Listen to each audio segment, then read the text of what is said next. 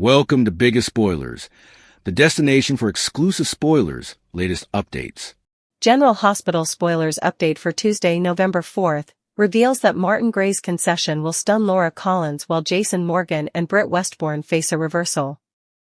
It also looks like Rocco Falconeri will fail to pull off his assignment, so then's what suckers can look forward to. At GH, Rocco will get blocked ever.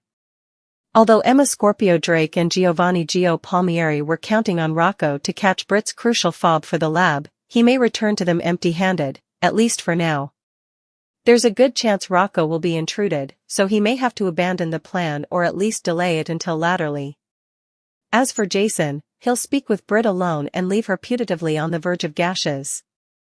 Jason will gossip out a warning, so this might involve Jen Sidwell alarm bells and his belief that she shouldn't be around Rocco when she's tangled up with him. Jason might indeed argue that without honesty between them, their fellowship can't continue. It's clear that Jason wants answers from Britt regarding Caesar Faison and his final design, so he may play hardball with her. GH observers will see Sidwell toss further pitfalls around on Tuesday's show, so stay tuned to see if he'll throw them at Britt or someone differently. Outside Jordan Ashford's place, Portia Robinson will supposedly hide until Curtis Ashford finishes kissing Jordan and dashes off. Portia will pay Jordan a visit moments latterly, so Jordan will guess Curtis must have returned. Rather, it'll be Curtis' current woman, who has a many effects to get off her casket, so Jordan will face Portia's wrath. While Portia blasts Jordan for discovering the baby news and making out with Curtis, Marshall Ashford will serve as a confidant across city. Curtis will open up to his pater about his love epiphany regarding Jordan and may reveal Portia's gestation, too. Marshall will get updates on Curtis' tricky situation and offer his opinion on what should be next. In Alexis Davis's office, Drew Kane and Sonny Corinthos will have a fierce showdown. Sonny will defend Michael Corinthos during the sweepstakes and argue that his son would have finished the job if he'd been the one to fire at Drew. Alexis will dispute with Drew next since he'll add some new conditions to their deal and make effects indeed more delicate. We'll see Drew try to drag Alexis into his vengeance on Michael and the rest of the Quartermaines. At the Quartermaine manse, Tracy Quartermaine will celebrate her new power of the house now that she knows Monica Quartermaine wanted her to have it. Of course, Tracy will make it crystal clear that Veronica Ronnie Bard isn't welcome there, so Ronnie's exit is just around the corner. Eventually, Martin will make a full concession about altering Monica's will and pulling Ronnie into his scheme. General Hospital spoilers say a stupefied Laura will lash out at Martin for all his while, so their stock bond will take a major mega hit. On the coming GH, Anna will be in peril, while Nathan questions James' current guardianship arrangement, Sonny and Justine have a private party, and Danny has regrets. General Hospital spoilers are in for Wednesday, November 5th, 2025. In the coming occasion, suckers can anticipate Anna Devane to be in peril. Meanwhile, Felicia Scorpio and Damian Spinelli are relieved. Plus, Sonny Corinthos arranges a private meeting with Justine Turner. Keep reading and let's talk about what's coming up in the ABC Cleaner pieces. Alexis Davis's support. Let's launch off with Alexis Davis, who had to do damage control with Drew Kane.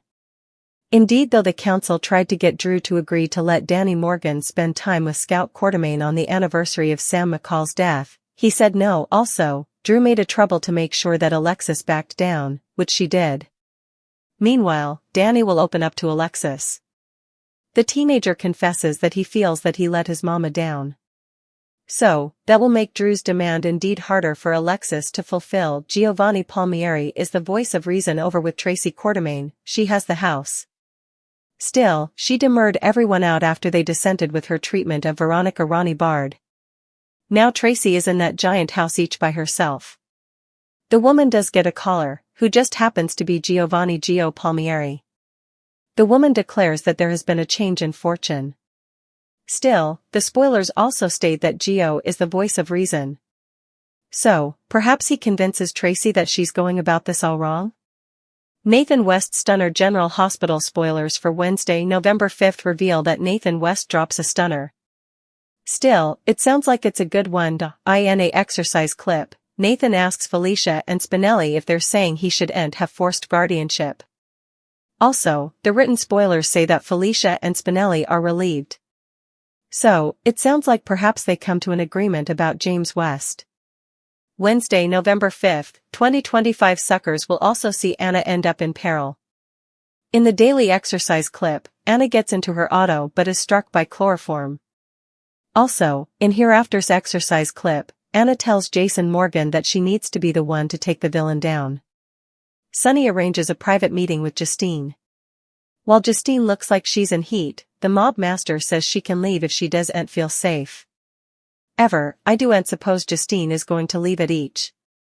In fact, I'm laying they end up in bed together. Stay tuned to find out what happens coming. The light in the chapel was soft, diffused through the ancient, colored glass of the windows, painting the small gathering in hues of sapphire, ruby, and gold. It was a scene of profound peace, a deliberate oasis of calm in the perpetually stormy landscape of Port Charles.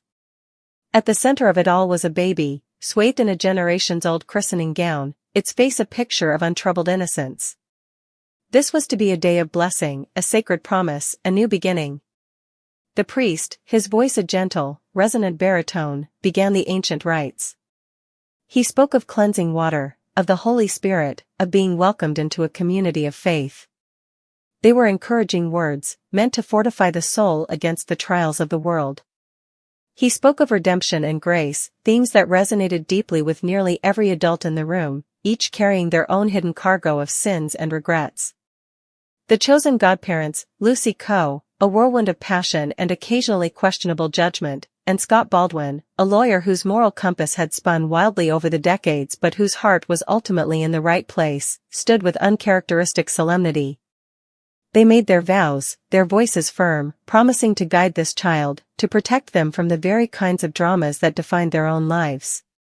For a few sacred moments, it was possible to believe in the fantasy. The parents, their hands tightly clasped, allowed themselves to exhale. The godparents felt the weight of their promise, a welcome anchor in their often chaotic existences. Even the usual tensions that simmered between various factions in the room seemed to still. The ceremony was a bubble, fragile and beautiful, insulating them from the outside world. And then, the bubble popped. The chapel door swung open without ceremony, striking the stone wall with a sharp crack that echoed like a gunshot. Framed in the doorway was Ronnie, disheveled and breathing heavily, as if she had run a great distance. Her eyes, wide with a volatile cocktail of fear and fury, scanned the room before locking onto a single target, Martin Gray. The priest's words faltered. The congregation turned as one. The serene atmosphere evaporated, replaced by a tense, electric anticipation. Don't let him do it. Ronnie's voice was raw, shredding the sanctity of the space. She pointed a trembling finger directly at Martin, who stood near the altar, his face a masterful mask of confused indignation. Don't let him stand there and pretend he's anything but a viper. A collective gasp rippled through the chapel. Laura Collins, ever the mayor, instinctively moved to stand, a gesture of mediation. Kevin Collins, the esteemed psychiatrist, observed the scene with a clinical, yet concerned, eye. But the real drama was between the accuser and the accused. Ronnie, for heaven's sake, Martin blustered, adjusting his suit jacket with a practiced air of wounded propriety. This is a house of God. Have you lost all sense of decency? Whatever your grievance is, it can certainly wait until after this sacred ceremony. Nothing is sacred to you, Martin, she fired back, striding down the aisle. Her heels clicked a frantic, staccato rhythm on the stone floor. You've made a mockery of every oath you've ever taken. You don't get to hide behind scripture today. Not after what you've done. Lucy Coe stepped forward, her protective instincts flaring. Ronnie, whatever this is, you're terrifying everyone. This is a baptism. Look at the baby. For a fleeting second, Ronnie's gaze softened as it fell upon the infant. A flicker of remorse crossed her features, but it was quickly extinguished by a hotter, more urgent fire. I'm sorry, she said, and her apology seemed genuine, if desperate. I am truly sorry to disrupt this. But if I don't speak now, he's going to bury the truth so deep no one will ever find it. He's going to ruin me, and then he's going to move on to the next person foolish enough to trust him. The priest, looking helpless, glanced at the parents, who nodded numbly. The ceremony was, for all intents and purposes, suspended. The promise of a new beginning was now overshadowed by the violent unearthing of a corrupt past. "This is slander," Martin declared, appealing to the room. "The ravings of a desperate woman who can't accept the consequences of her own actions." "My actions?" Ronnie let out a sharp, bitter laugh. "Shall we talk about your actions, Martin? Shall we start with the Gillis Trust?" The color drained from Martin's face. It was a slight change, a mere tightening around the eyes, but for a man of his consummate control, it was as telling as a scream. "I don't know what you're talking about," he said, but the bluster was gone, replaced by a wary coldness. "Of course you do," Ronnie pressed, turning to address the stunned congregation, her voice gaining strength and clarity. She was no longer just a disruptor, she was a prosecutor presenting her case. 3 years ago. Eleanor Gillis, a sweet, elderly woman with no family. You offered to manage her estate. A simple, straightforward trust. Except you found a loophole. A clause about discretionary disbursements for management fees. You bled that trust dry, Martin. You took her life savings, over $2 million, and you funneled it through shell companies in the Cayman Islands. She died thinking she was leaving her money to a cat sanctuary. She died penniless because of you. Scott Baldwin's eyes narrowed. As a lawyer, he recognized the specific, damning details. This wasn't a vague accusation, it was a roadmap to a crime. "That's a lie," Martin snapped. "Eleanor was a dear friend. I was devastated by her passing. You were devastated the check to the utility company bounced because you'd already emptied the account." Ronnie shot back. "But that was small time, wasn't it, Martin? Just practice. You really hit your stride with the cross-Atlantic merger." Now, other faces in the room hardened. The merger had been big news, and its messy, litigious fallout had impacted several Port Charles businesses. "You were the legal counsel for both sides," Ronnie continued, her gaze sweeping over the crowd, ensuring they understood the magnitude of the crime. A clear, unforgivable conflict of interest. But you didn't just advise them. You played them. You fed insider information to the CEO of Ethelred Industries, telling him to lowball his offer. Then you turned around and told the board of Cross-Atlantic that the offer was a sign of weakness, that they should panic sell their assets, which you just happened to have a silent stake in through your cousin's holding company. You made a fortune while hundreds of employees lost their pensions. You destroyed lives to buy yourself a bigger boat. The encouraging words of the baptism of integrity, community, and moral fortitude now hung in the air, a bitter irony. The chapel had become a confessional, but the sins being revealed were not being offered up for absolution, they were being weaponized. "You have no proof," Martin hissed, his voice low and venomous. "This is fiction. You're a convicted felon, Ronnie. Your word against mine is no contest at all." "I have records, Martin," she said, her voice dropping to a deadly calm. "I'm not a fool. I knew the day would come when you'd try to throw me to the wolves. I have emails. Bank transfers. Recorded conversations where you brag about your clever little loopholes. I have a digital copy of the fake passport you had made, the one you planned to use if it all came crashing down." The revelation struck Martin like a physical blow. He took an involuntary step back, his mask of respectability finally crumbling to reveal the cornered, desperate man beneath. The angry threats, which had been simmering beneath the surface, now boiled over. "You treacherous bitch," he snarled, all pretense of civility gone. The congregation recoiled at the venom in his voice. "You've been planning this. After everything I did for you? After I gave you a job when no one else would touch you? You didn't give me a job, you acquired an accomplice." Ronnie yelled, her own anger meeting his. "You wanted someone who knew how to navigate the shadows, someone you could control and, if necessary, sacrifice. Well, I'm not going quietly, Martin. I'm not going to be your fall guy for the Gillis Trust, for the merger, for the money laundering you've been doing for Cyrus Renault. The name Cyrus Renault sent a new, colder wave of shock through the room. This was no longer just about white-collar crime and financial fraud, it was about connecting a pillar of the legal community to the most dangerous criminal in Port Charles. The angry threats were now explicit. Martin's face was a thundercloud. "You have just signed your own death warrant," he whispered, the words carrying clearly in the stunned silence. "Do you honestly think Cyrus will let you live after this? Do you think I will?" "See?" Ronnie cried, turning to Laura, to Kevin, to Scott. "You see? This is the real Martin Gray. Not the charming, bumbling lawyer, but a thief, a conman, and a would-be murderer. He's not just threatening me, he's admitting his alliance with a drug lord." The scene descended into chaos. Lucy was shouting at Martin, her past affection for him warring with her horror at what was being revealed. Scott was already pulling out his phone, his legal mind racing, thinking about disbarment proceedings and criminal charges. Laura was trying to restore order, while Kevin focused on de-escalating the palpable threat of violence. Through it all, the baby began to cry in earnest, a piercing, distressed wail that was a perfect soundtrack to the shattered peace. The parents huddled around their child, their day of joy irrevocably poisoned. Ronnie, having unleashed the storm, stood her ground, chest heaving. She had gotten what she came for. She had exposed him.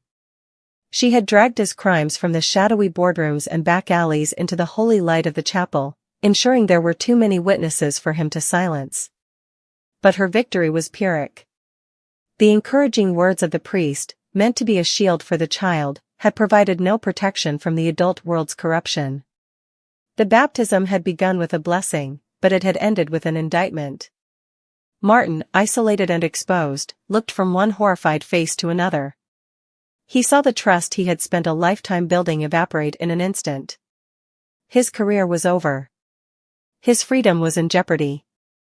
His life was likely in danger from Cyrus Renault, who would not take this exposure lightly. "This isn't over," he spat at Ronnie, his voice trembling with pure, undiluted hate. "You've won nothing. You've only guaranteed that we'll both burn in hell." With that, he shoved his way past Scott and stormed out of the chapel, leaving a void of silence even more profound than the chaos that had preceded it. The aftermath was a landscape of wreckage. The baptismal party was scattered, the ritual forgotten. The encouraging words were a distant memory. All that remained was the chilling echo of Ronnie's accusations and Martin's threats. Ronnie, her energy spent, sagged against a pew. She had wanted to bring Martin down, but she hadn't considered the collateral damage. She had turned a sacred day into a battlefield. She looked at the crying baby and the devastated parents, and a profound shame washed over her. Scott approached her slowly.